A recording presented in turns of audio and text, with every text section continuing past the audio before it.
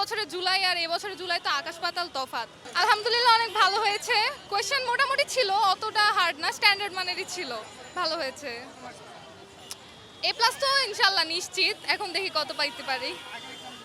ওগুলো আলহামদুলিল্লাহ ভালো ছিল, ভালো হয়েছে। না তেমন কোনো না, শুধুমাত্র আসার আগে তো একটু জ্যাম থাকে, ওটাই, বাকি আর কোনো ঝামেলা হচ্ছে না। ওটা এখনো ঠিক করিনি, দেখি কি করা যায়। Business studies.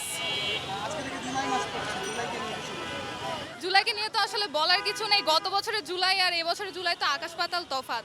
এটা তো আসলে ব্যাখ্যা করার মতো কিছু নেই,